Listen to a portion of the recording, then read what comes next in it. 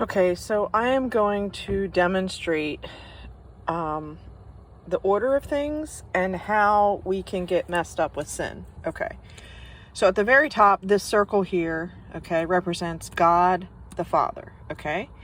And then he created his son, so this second circle here is the head of Jesus on the cross, okay?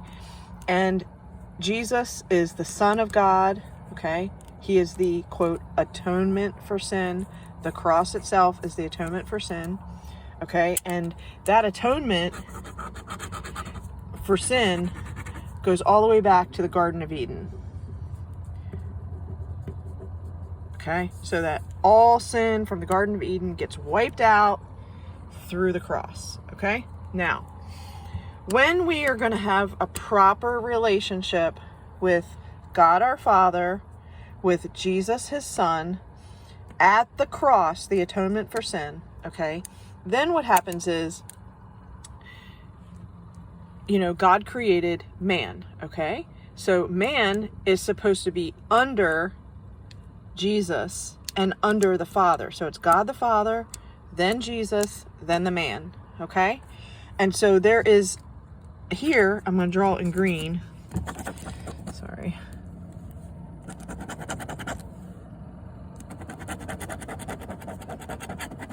Okay, so this green line is going from God the Father to the man. And it's going from God the Father, sorry, my hand is in the way. God the Father down, up and down vertically through Jesus, okay? But it's going from God the Father to Jesus to the man. And this is an unbroken connection between God the Father and man, because Jesus is in the center at the cross, holding that communication together, okay? Now, the same thing goes for woman. So, as a woman of God, God is my Father, Jesus is his Son, and so that connection, the energy line, is going from God the Father to Jesus at the cross and coming into me as a woman, as an individual, okay? So I have a connection to God the Father through Jesus, his Son, and there's an unbroken connection. So I am able to receive communication through God the Father.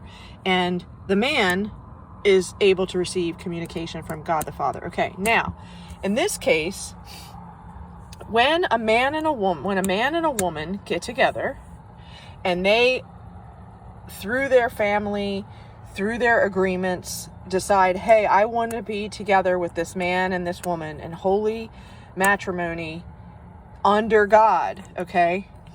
So then this couple, this line that goes from God the Father to Jesus, his Son, through the cross of the atonement, and comes down and intersects between the man and the woman. So we start to have a communication between the man and the woman, head to head, okay, with head of the Father, head of Jesus, his Son, head of the Father, Jesus, his Son, to head of the man, and head of the man directly communicating back and forth to the head of the woman and over the woman, okay?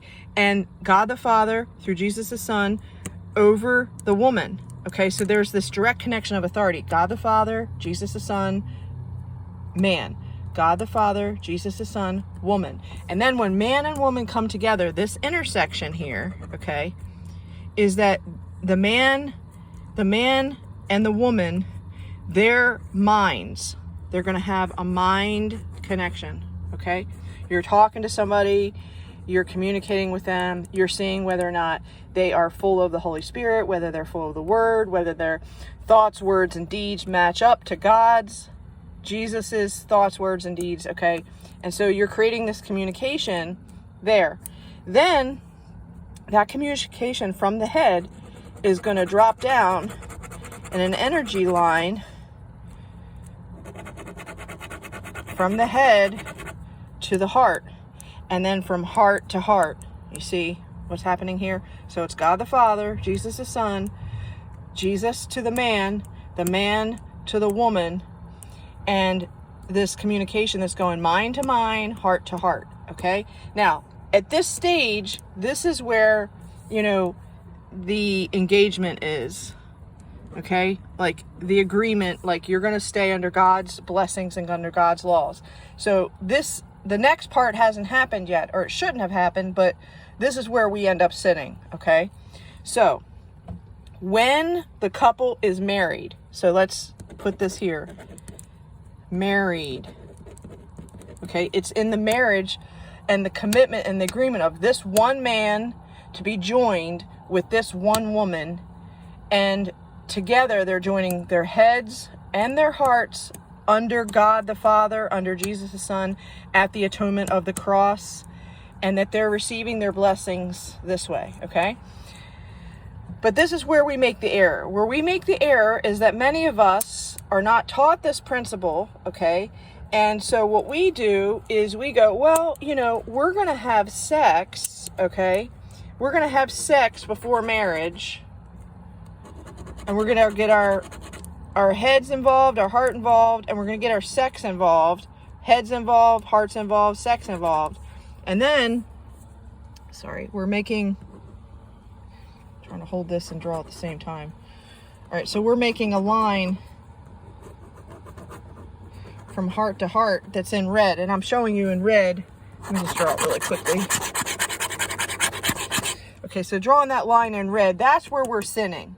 Okay, because when if we are not married and we're not making an agreement between this one man and this one woman in holy matrimony forever, like that's it, then this is where we're sinning, because we're bringing it from the Godhead to the kingship, Jesus head, to the man head, to the woman head, and then we're going, oh, let's have sex right away. Okay, this is where we make the error.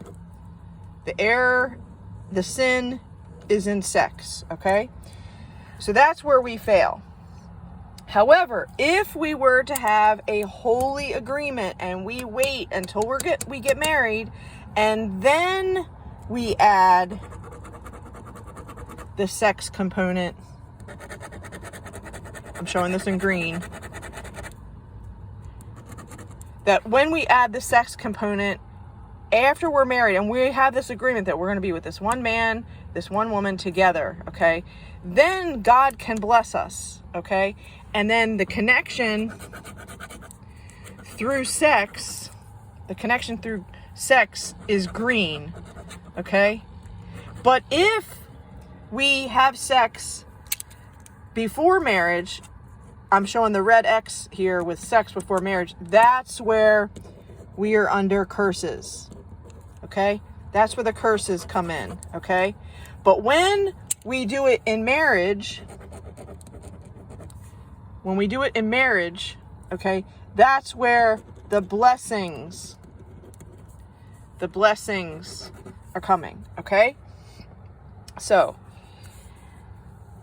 all right. So, where I failed in my last relationship is that during, my relationship with Eric and myself, we failed and we had sex before marriage. Now, our wedding was canceled due to COVID.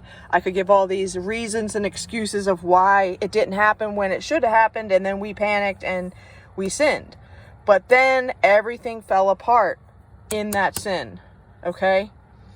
Now, through this whole period of my journey, I have been in the struggle to forgive Eric for his multitude of sins, for his sins of being in addiction as an addict in active addiction and being a narcissist. And this is what I've been working on. And I've been like, oh, I really want to forgive him. I want to forgive him. I want to forgive him. And there have been layers, like layers of, okay, I can forgive this one piece today. Okay, next month I can forgive this other piece. It's been a process, okay? A process. And what I'm finding is that I need to forgive me first.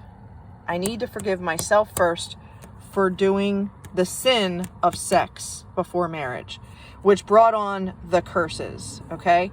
So I encourage you that if you are an unmarried or engaged person and you are currently having sex with your partner, okay, this is why you are under curses. Curses. Okay? And if you want to be under the blessings, then you've got to wait so that this unity, is in the green. It's with God's blessings. Okay? So you need to have these things working not under the curses, but under the blessings. Okay? So I hope that helps you, everybody. Have a good one.